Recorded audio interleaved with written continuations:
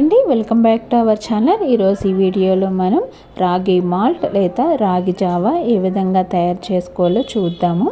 ఇదైతే చాలా టేస్ట్గా ఉంటుంది, చాలా హెల్తీ కూడా. వెయిట్ తగ్గాలి అనుకునే వాళ్ళకి, డైట్ చేసే వాళ్ళకి కూడా ఈ రెసిపీ చాలా ఉపయోగపడుతుంది, చాలా హెల్ప్ అవుతుంది. వెయిట్ కూడా బాగా తగ్గచ్చు అనమాట. ఒక గ్లాస్ మనం ఇది తాగితే మార్నింగ్ కానీ నైట్ కానీ మనకి ఆకలి అనేది అసలు వేయనే వేయదు. ప్లస్ చాలా టేస్ట్గా ఉంటుంది. పిల్లలు కూడా చాలా ఇష్టంగా దీన్ని తాగుతారు. తప్పకుండా ట్రై చేయండి. నేను చెప్పిన ప్రాసెస్లో ట్రై చేసి చూడండి.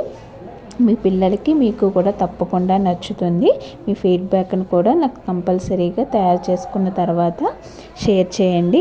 ఇప్పుడు వీడియోని స్టార్ట్ చేద్దాం. ఏ విధంగా తయారు చేయాలో. ముందుగా మనం కొత్తిమీరని, అల్లాన్ని కూడా తురిమేసుకుని ఈ విధంగా రెడీ చేసి పెట్టుకోవాలి. కొంచెం పెరుగుని గిలకొట్టుకుని పెట్టుకోవాలి. అందులోకి ఈ అల్లాన్ని, కొత్తిమీరని వేసేసుకుని మనం నైటే దీన్ని కొంచెం ఊరబెట్టుకోవాలన్నమాట. నేనైతే కొంచెమే వేసానమాట. మీకు ఎక్కువ కావాలనుకుంటే కొంచెం పెరుగు కానీ మజ్జిగ కానీ ఎక్కువ వేసుకోవాలి.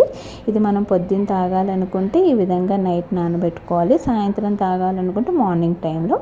అదేవిధంగా ఈ రాగి పిండిని కూడా మనం చక్కగా రాగుల్ని కడిగేసుకుని దీన్ని మొలకెత్తించుకుని తర్వాత దాన్ని పౌడర్ కింద చేసేసుకుని ఒక డబ్బాలో పోసుకుని దాన్ని కూడా మనం మార్నింగ్ చేసుకోవాలనుకుంటే నైటే నానబెట్టుకుని ఉంచుకోవాలి. అప్పుడే మనకి రాగి జావ టేస్ట్ అనేది బాగుంటుంది. ఈ విధంగా మనం పల్లీలను కూడా వేపేసుకొని పక్కకు పెట్టుకోవాలి. పొట్టు తీసేసి ఉల్లిపాయను కూడా సన్నగా కట్ చేసి ఉంచుకోవాలి. అదేవిధంగా క్యారెట్ని కూడా తురుముకుని పక్కకు పెట్టుకోవాలి. ఇవైతే కంపల్సరీ వేసుకోవాలి ఈ మూడు.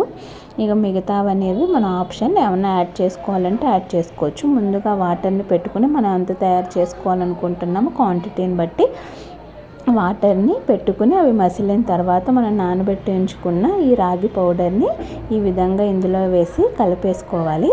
దీన్ని అడుగంటకుండా మనం తిప్పుకుంటూ ఉండాలన్నమాట. మినిమం 15 మినిట్స్ నుంచి 20 మినిట్స్ వరకు దీన్ని బాగా తిప్పుకుంటూ ఉండాలన్నమాట. ఇది మరిగే కొద్దీ దీని టేస్ట్ అనేది పెరుగుతుంది. అందుకని మనం అడిగంటకుండా దీన్ని తిప్పుకుంటూ ఉండాలి. ఈ విధంగా మనకి బాగా మరిగిన తర్వాత కన్సిస్టెన్సీ అనేది ఈ విధంగా వస్తుంది. ఈ విధంగా వచ్చే వరకు మనం బాగా దీన్ని తిప్పుకుంటూ ఉండాలి. తర్వాత స్టవ్ కట్టేసి పక్కకు పెట్టుకుని నేనైతే ఇందులో పచ్చి బఠానీలు, అదేవిధంగా స్వీట్ కార్న్ కూడా వేసుకున్నాను. మీకు ఇష్టమైతే వేసుకోవచ్చు, లేకపోతే స్కిప్ చేయొచ్చు. మనం ఉల్లిపాయ, క్యారెట్ మాత్రం కంపల్సరీ వేసుకోవాలి.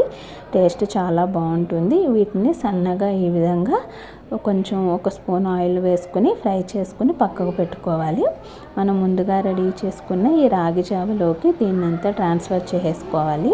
అదేవిధంగా మనం పొట్టు తీసి ఉంచుకున్న పల్లీలు, దీన్ని కొంచెం క్రష్ చేసుకుని వాటిని కూడా వేసేసుకోవాలి. దీన్నైతే కంపల్సరీ పుట్నాలు అనేవి, ఈ పల్లీలు అనేవి ఎన్ని వేసుకుంటే మనకి టేస్ట్ అనేది అంత పెరుగుతుంది. పిల్లలు కూడా చాలా ఇష్టంగా తింటారు. మనకి సూప్ తాగినప్పుడు కూడా అది పంటి కింద నలుగుతూ ఉంటే చాలా టేస్ట్గా ఉంటుంది. మెయిన్ టేస్ట్ అంతా కూడా ఈ పల్లీలతోనే వస్తుంది కాబట్టి వీటిని కొంచెం ఎక్కువ వేసుకోండి, మీకు కంపల్సరీ నచ్చుతుంది.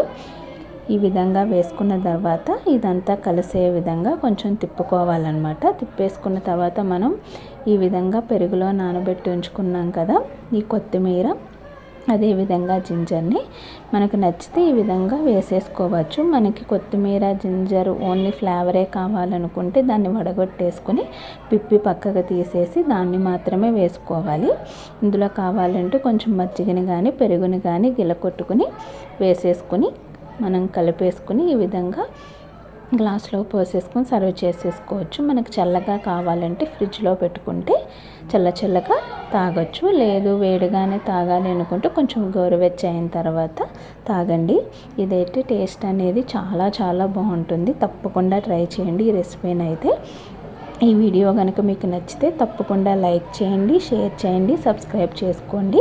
దీన్ని తప్పకుండా ట్రై చేసి ఫీడ్బ్యాక్ని కూడా కమెంట్ సెక్షన్లో తెలియచేయండి. Thank you for watching.